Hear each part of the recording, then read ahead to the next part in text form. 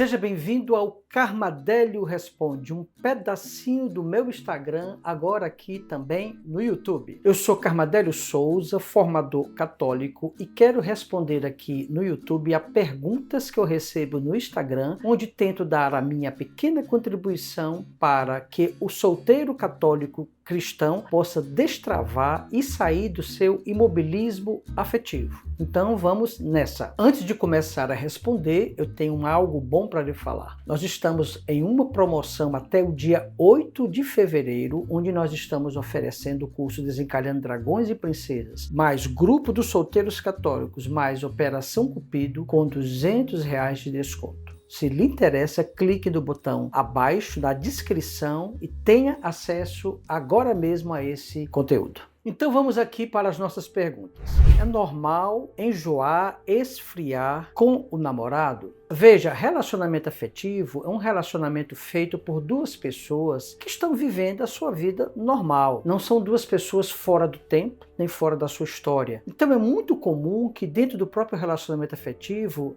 os dois, mas a mulher geralmente é mais sensível a essa questão, possam passar por uma certa alternância de estado de ânimo em relação ao outro, que pode ir desde o entusiasmo, a paixão, aquela vontade de ver, com um certo esfriamento, uma certa indiferença. Claro que dentro de certos limites. É importante que você não tenha uma expectativa de um relacionamento afetivo que seja sempre igual, porque quem faz o relacionamento afetivo não é sempre igual. Tanto o homem como a mulher são suscetíveis a terem alternâncias de humor dependendo do dia, das circunstâncias. No caso da mulher, até mesmo em relação à questão hormonal. Então, é perfeitamente compreensível que dentro do relacionamento afetivo possa acontecer alternância de humor, de sentimento entre um e o outro. Agora, se a predominância for dessa alternância para a indiferença, para o não querer ver, para o rejeitar, para o fugir do contato, aí já é outra coisa. Aí já sinaliza um outro problema. Mas essa alternância, às vezes de dias, é comum acontecer com qualquer tipo de relacionamento afetivo. Talvez você pergunte, como é que eu vou saber se é algo mais sério ou é algo mais superficial? Você vai saber pelo tempo. Se essa frieza, se essa indiferença for crescendo com o tempo, apesar de todo o esforço que você está fazendo, talvez você precise reavaliar alguma coisa no relacionamento de vocês, ok? Então vamos aqui a outra pergunta, se pode beijar no namoro? Veja, o namoro é um relacionamento afetivo que pede, para diferenciar da amizade pura, que os dois possam expressar afeto e carinho, até porque se namora com a perspectiva de casar, nós sabemos disso. A gente não namora como uma forma de entretenimento, como se fosse uma forma de lazer ou de brincadeira. Todo namoro nosso, a gente tem que pressupor que nós estamos caminhando para o matrimônio. Essa é a direção que vai permitir o namoro dar certo. Se você começa já com a perspectiva de brincadeira, de não só por um tempo, só até o final do ano, provavelmente esse relacionamento não vai dar certo. Ele vai acabar caindo dentro de uma zona que não vai permitir que ele amadureça no relacionamento. Mas dentro disto, um relacionamento afetivo tem que ter sim manifestações de carinho. E pertence sim ao namoro o beijo, pertence ao namoro o abraço, pertence ao namoro o aconchegar-se, o estar juntos, pertence ao namoro o carinho, pertence ao namoro o andar de mãos dadas, pertence ao namoro os dois estarem juntinhos em um lugar, só os dois conversando de forma discreta, mas não pertence o namoro àquilo que é próprio do matrimônio, ou seja, um relacionamento de namoro, onde os dois começam a despertar mais do que a questão do conhecimento mútuo, a questão erótica, ou seja, onde um busca gerar prazer, tirar prazer do outro e gerar prazer do outro, isso acaba sendo muito nefasto para o próprio relacionamento afetivo, porque o outro deixa de ser o centro, eu não quero mais conhecer a alma do outro, mas eu quero conhecer apenas o corpo do outro. Ora, o namoro não é um período para a gente conhecer o corpo do outro. O namoro é um período para a gente conhecer a alma do outro. No casamento, no matrimônio, nós teremos a possibilidade, sim, de avançar nesse conhecimento do outro, inclusive pela intimidade sexual, que é uma exigência do próprio matrimônio. Mas dentro do namoro, não cai bem, não pega bem você viver certas experiências que pertencem ao matrimônio. Talvez você pergunte, então como é que eu vou limitar o que eu posso e o que eu não posso? É próprio do namoro aquilo que pertence, que respeita a transitoriedade do namoro. O namoro não é um relacionamento definitivo. Embora ele aponte para o casamento, nós sabemos que o namoro tem que acabar ou no casamento ou acabar porque os dois chegaram à conclusão de que não vai dar certo. Assim sendo,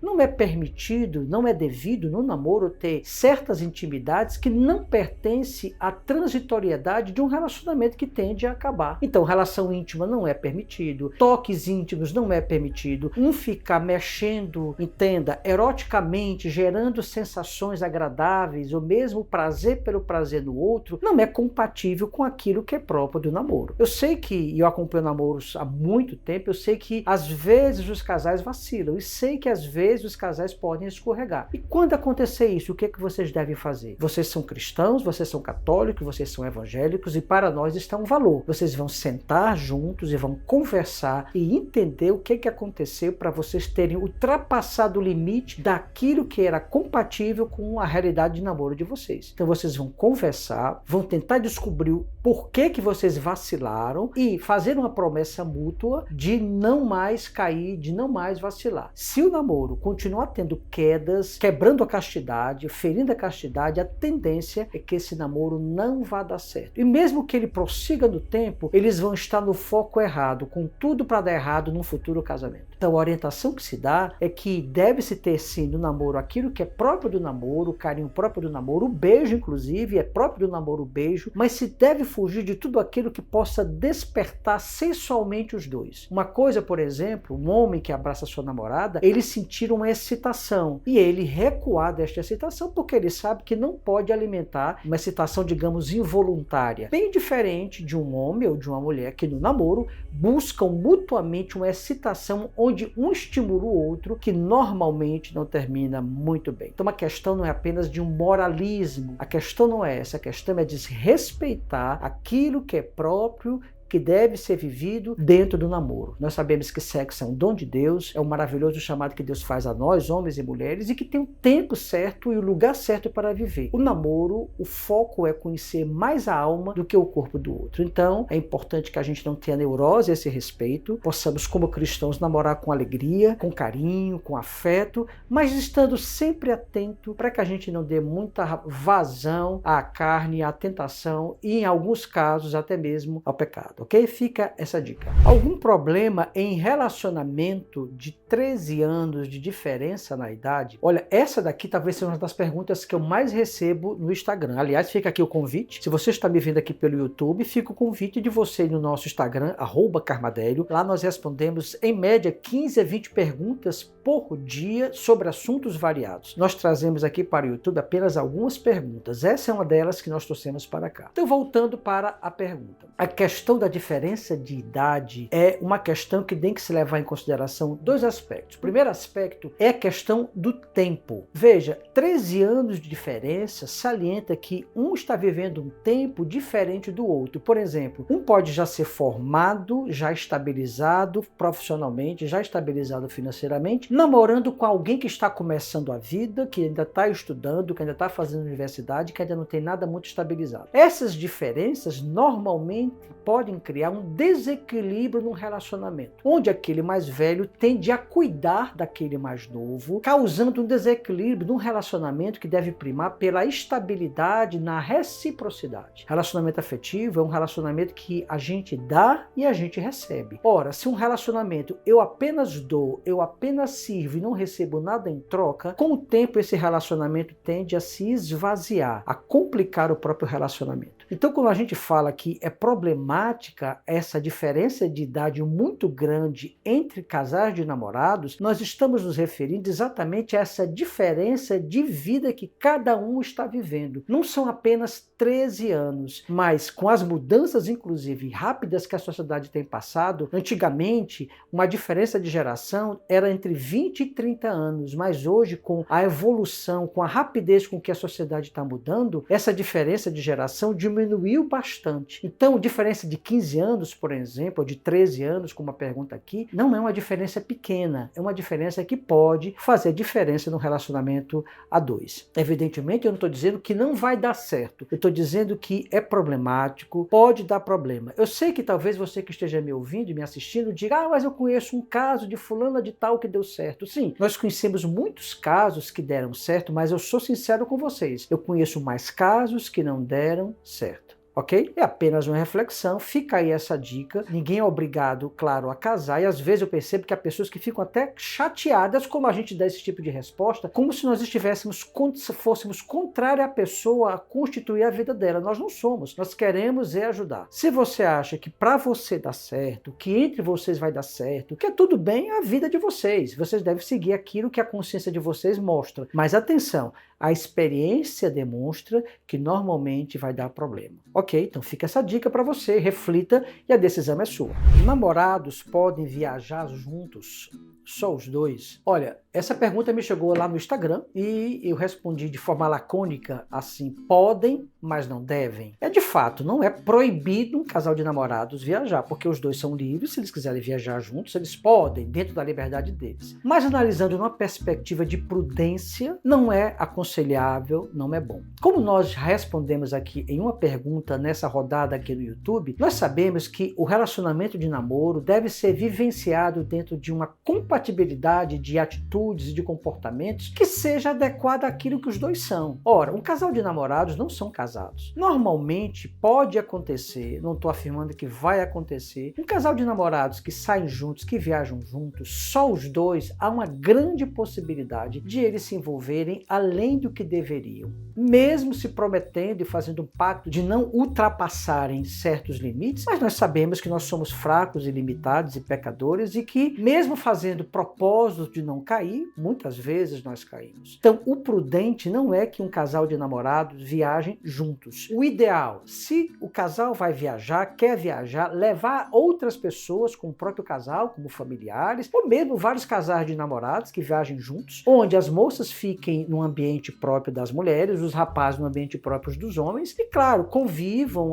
dentro do processo natural de namoro e de amizade. Até aí tudo bem, né? É menos complicado do que apenas os dois no hotel, apenas os dois num quarto, ou em algum ambiente onde estão apenas os dois, e aí a gente acaba se envolvendo, então não é muito prudente. Essa é a orientação que se dá normalmente para nós que somos cristãos católicos. Sabemos que por aí, para aqueles que não são guiados pelos valores da fé cristã, não há nenhum problema, eles acham que não há nenhuma dificuldade. Bem, nós respeitamos quem pensa assim, mas para nós cristãos, o prudente é nós não viajarmos somente nós dois, o casal de namorados, até também pela questão do escândalo, porque as pessoas não entendem como é que um casal de cristão, católico, evangélico, sai só os dois para viajar no final de semana para uma casa de praia, ou para uma casa na montanha, ou algo que o valha. Então, respondendo à pergunta, poder pode, mas não devem. É prudente não viajar apenas os dois, ok? Fica essa dica aí para você. Lembrando mais uma vez que até o dia 8 de fevereiro, nós estamos com uma promoção imperdível de você adquirir o curso Desencalhando Dragões e Princesas mais Operação Cupido por um preço promocional com desconto de R$200. Repito, apenas até o dia 8 de fevereiro. Esse curso Desencalhando Dragões e Princesas é o nosso curso principal, é um curso que nós lançamos já há 2 anos, que tem tido uma boa validação com centenas de alunos. Nós estamos aproveitando esse momento para poder atrair e chamar mais alunos para fazer parte de nossa comunidade Dragões e Princesas. Fica aí o convite, aproveite esta oportunidade. Este foi o Carmadélio Responde aqui no YouTube. Fica o nosso convite para que você, todas as sextas-feiras, às 10 da manhã, tenha acesso às novas perguntas que são respondidas aqui neste canal. E atenção, no nosso Instagram, diariamente nós respondemos em média 20 a 30 perguntas que podem lhe ajudar no seu processo de amadurecimento afetivo e de destravamento afetivo. Fica aí nosso convite e até a próxima. Aproveitando a oportunidade, estão surgindo aqui 2 vídeos que você pode assistir para continuar tendo acesso a este conteúdo de formação católica cristã para solteiros. Fica a dica.